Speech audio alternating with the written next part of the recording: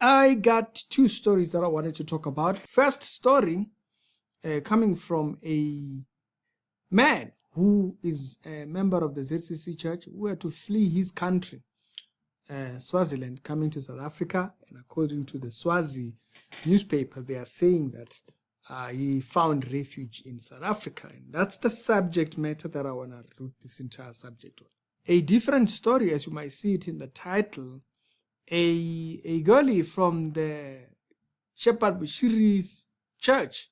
She was a very avid follower of Papush in the days when he was here, has seemingly gone to being initiated to being a Sangoma, from being a person of prayers and worship and the whole nine jazz to a person who is now conjuring amadlozi and those that have passed on. And so I thought this particular subject matter of refuge takes the cake on this particular subject. It's actually the show with daily Christian commentary videos. Other episodes done today, they'll be down in the pinned comments. And so I want to first off start with the young lady's story, because I thought when I saw her post, I thought it was quite an interesting one, because I thought, wait a minute, do I know this person? I was not sure I knew who the girl was.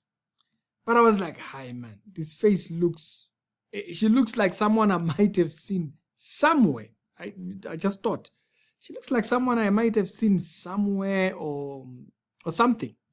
Now, there was a period when I actually went to think that maybe that's where I saw her. Was this picture right here? And she's got some guys maybe initiated and so forth. And she herself, you can see, she is now rocking the Sangoma band over there.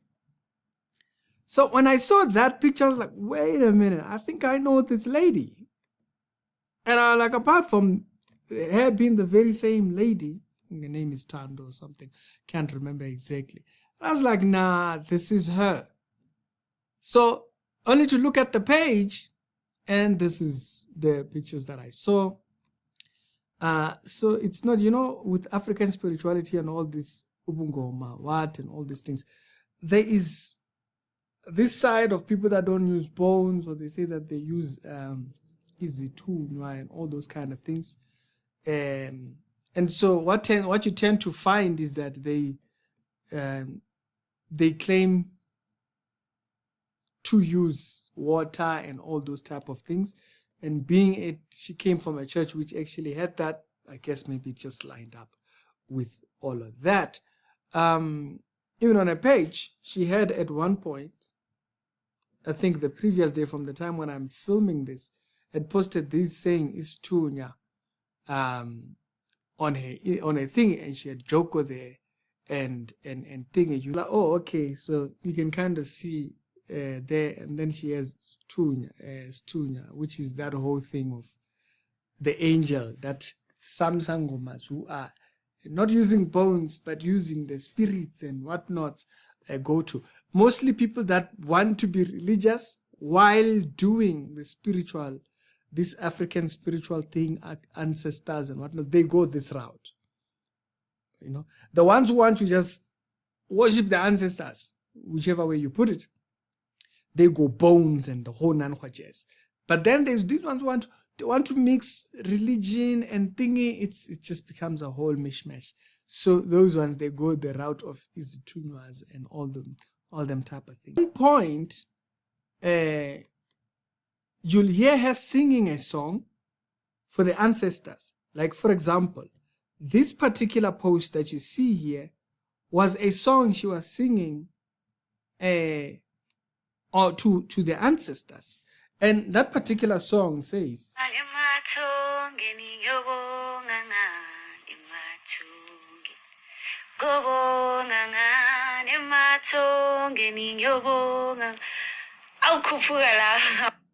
all right, so in one space she's singing that, so that's the song she's singing on this particular clip here.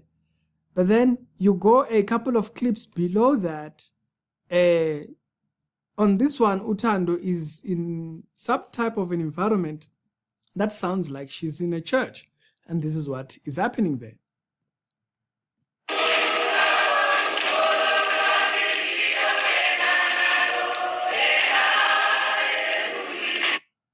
Yeah, so they're singing Ukolulami, Lo, the whole nine jazz.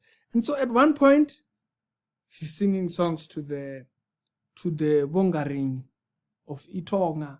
And then on the other hand, praises unto the Most High. I don't know if, I don't think those two are mutually. It reminds the destructive nature of these churches that are almost entertainment-like, where there's no doctrine, there's no thing. It's that it doesn't build anybody's faith. The moment it collapses, like how many times have I reported? I've reported a couple of times. The other time it was a person who was a pastor, if you remember that video. But again, like we've said, people have this mixture of faith. Personally, I let the Bible describe what I believe. I don't allow other people to actually describe before the Bible does, because you'll go from having spiritual fatherisms in these prophetic churches all the way to having Ikovela. It just changes things. Now, that changes nothing practically. That changed me over to the story of the ZCC man that I was speaking about. So, the Swazi page actually posted this story, and I thought it was quite an interesting one. And I wanted to kind of come here and show you this story. You'll see they say that, never forget the case of injustice. This is Chief Mufuso Dlamini, who was dethroned and evicted by the third, and from his sugarcane business was destroyed, and the king and his security, so basically they kicked the man out, and he escaped and came to be in exile in South Africa for the past 25 years. I thought that story was quite an interesting one when I saw it on the Swazi's page. Refuge, like I said earlier on, refuge.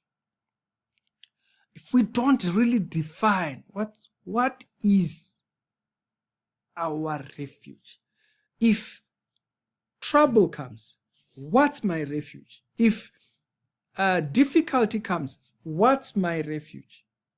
Where's my first answer? Where am I going?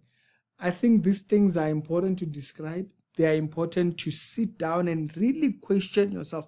What do you believe? If this thing came up now, if trouble arose here, what is your refuge?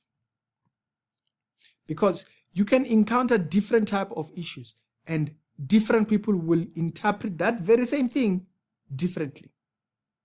Others will call it one thing, the others will call it the other thing. What is your refuge? In what you believe, what is your refuge? We are glad the man found refuge in South Africa, somewhere to go. So South Africa is good in that space, is that he was able to find his freedom to get away from injustice, as they put it on the page there. But then for the lady, whatever she encountered after Bushiri found his way back to his country, when he was done with his entire shenanigans, what becomes your refuge at that point? When you have, I just thought that was quite an interesting one for you to ask yourself that same question. For some people, they don't just insult God on the internet and so forth. I believe it is because this thing has not been set. They have not sat down and described it. What is your refuge? What do you believe about this God? It's not just, he's God because, what can we do?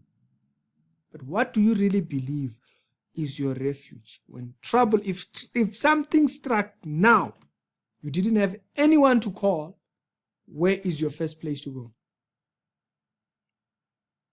And don't lie to yourself. Sometimes you get used to lying to yourself. You give the most generic answer. Don't give an answer. Ask yourself right now, what are you relying on? Are you relying on human hands? Are you relying, what is your first place of answer? What is your refuge? You ask yourself that question. It's Ricky, and I must see you on a later on episode. Have a blessed day.